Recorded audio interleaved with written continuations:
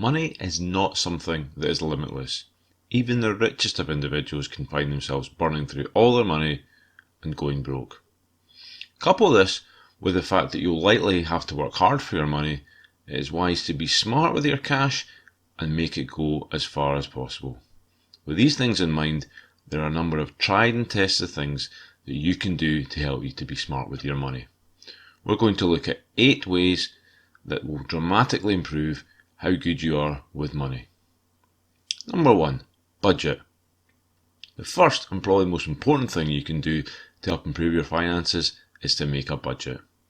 A budget is simply a plan of how you're going to spend your money. If you built a house without first planning it out, you'd likely not be too surprised if it fell down or didn't work out the way you expected. It should not therefore come as a surprise that if you don't plan what you're going to do with your money, then it's not that likely it will work out the way you expected.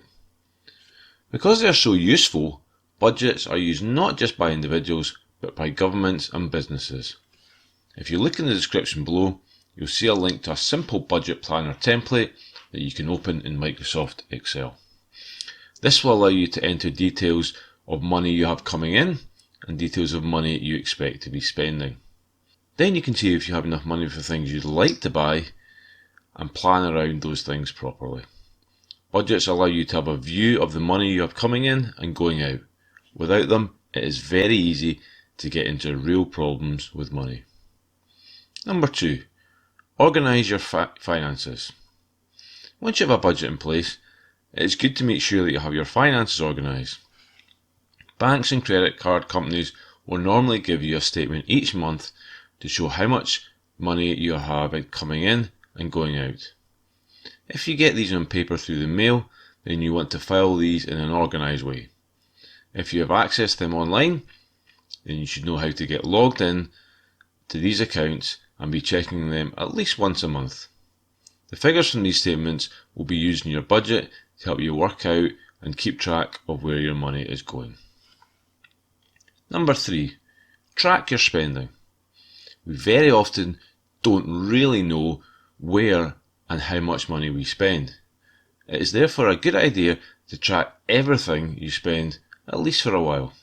You don't have to do it for the whole of your life or even more than a few weeks or months, but if you do this and do it properly, then it will very clearly show where your money is going. This information will allow you to be more precise in your budgeting, which will make planning your finances much easier. To track your spending, you may want to take a note of everything you spend on your phone or write it down on a piece of paper. And some people find it hard to track their spending when they're using a bank or credit cards to pay for things. So for a spell, maybe a month or so, they use only cash and keep a note of every time they spend their money. This allows them to physically see the money leaving their pocket, and it makes it harder to spend without recording it. Number 4, shop smarter. Your money will go a lot further if you make the best use of it. There are many ways to make the best use of your money, but at the heart of them all lies the fact that you want to get as much for as little cost as possible. In order to achieve this, you need to be a little smart when buying things.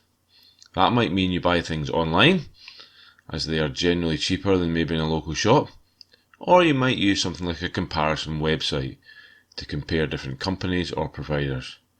There are comparison websites for almost everything, from holidays to phone contracts and everything in between. Next, don't impulse buy things. If you see something you like, don't buy it straight away.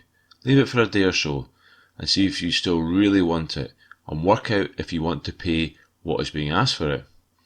Many times, if we walk away from something and give ourselves a bit of time to think about it, we realise that either we don't really want or need it, or it costs more than we would like to pay for it. Next, don't always buy brands.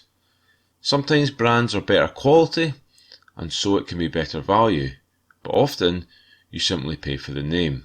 This is especially true for many supermarket-owned brands, where products are often identical or very close to brand names, but significantly cheaper. Buy things out of season. I have a friend who tries to buy all of his Christmas presents for next year in the January sales. Many things are a lot cheaper then, especially many things that you might give as presents. Plan ahead a little and try to buy things at points when they are cheaper. Number 5. Reduce debt. We looked previously at interest and how when you borrow money, you need to pay interest on what you've borrowed. What that means is that if you bought a pair of shoes for £100 and then put them on a credit card or store card, then you may well end up paying £110 or sometimes a lot more by the time you've paid the money back. Now that might not seem a lot extra to pay, but if you do that for a lot of items, then it can really add up.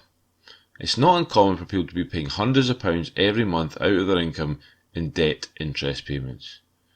That is money that is gone. They never see that. Wouldn't you rather have that money to spend rather than giving it to someone who's lent you the money? Or, if you have debt already, then look to pay this back. Generally speaking, the quicker you pay back debt, the less interest you have to pay and the more money you will have in your pocket each month. Thus, look at borrowing you have and see if you can pay any of it back. Number 6. Save. If you want to buy something, rather than going straight out and buying it and borrowing the money, then you're often better saving to buy it. This has several advantages. Firstly, you don't have to pay interest to borrow money. Secondly, while you're saving up, you might earn some interest on the money that's in a savings account. And finally, you may find that the product you want to buy gets cheaper, or you're able to time when you buy it so it's selling at a cheaper price, maybe in a sale. Having some savings is also just generally a good idea. You do not know what's going to happen in life and when an emergency might come along, or you might lose your job. Thus, it is wise and makes life a lot less stressful to have some savings. You want to think about the absolute minimum you need to live on each month, and then use this as a guide to help you work out how much money you will need to have saved in this account.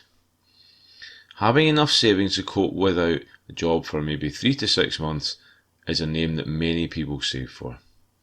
You might also want to try and save any extra money you have each month. Many people spend absolutely every penny they have. Now this doesn't tend to work too well for them in the long term. So if you can get to a point where you live your life in a way you're generally happy with, but you also have some money left over the end of each month, that is a great position to be in. You can regularly save this leftover money, and then you have money saved up for emergencies or when you want to buy something big. Having savings gives you choice. Rather than worrying if you have enough money at the end of the month, you know that if you have an expensive month, every so often, you have savings to help. Number 7. Set financial goals. Most things in life work out better if we spend a bit of time planning them and working out what is best for us. Finances are no different. If you want to do better in the long term, it is wise to think about what your financial goals are. For example, you might want to buy a house in the next 5 years, so you start thinking about how you're going to achieve this and therefore planning what you need to do financially. Or you might want to leave your job you're currently doing and start a business. You need to think about what that would mean for your finances and how you can make that happen. Whatever you want out of life, money will likely play a part, to some extent anyway, in making it possible. Thus, it is wise to work out what your goals are and what you need to do with your finances to help you achieve these goals. You can think of this as long-term budgeting. What do you need to do with your finances to allow you to achieve your goals? Do you need to save a set amount of money each month to get a deposit for a house by a certain date? Do you need to improve your own skills so you can get a better job and have the monthly income that you want? Setting financial goals and when you want to achieve them by allows you to work back to see what you need to do currently and over the coming months and years to achieve your goals. And finally, number 8, invest. You might want to think about investing some of your money. We'll look at investing in a lot more detail later in the series as it's an absolutely huge topic. I'm just going to give you a quick overview here. Investing money normally means you take money and buy something with it that you think will be worth more at some point in the future. This might be a piece of art, an old car, or some gold. However, the most common types of investments are normally stocks and shares. When people invest in stocks and shares, it means they buy a small piece of a company. If that company does well over time, the money that you put in will be worth more. If they don't do well, then you often lose money.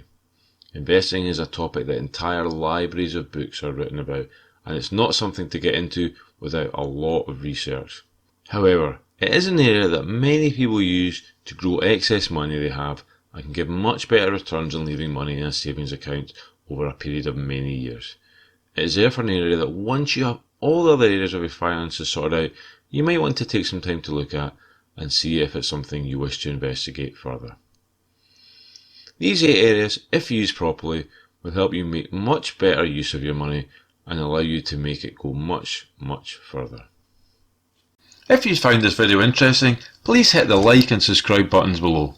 Also, if you'd like to be notified when I post a new video, then please press the bell icon. Finally, if you've got any comments or suggestions for future video topics, please leave them in the comments section below.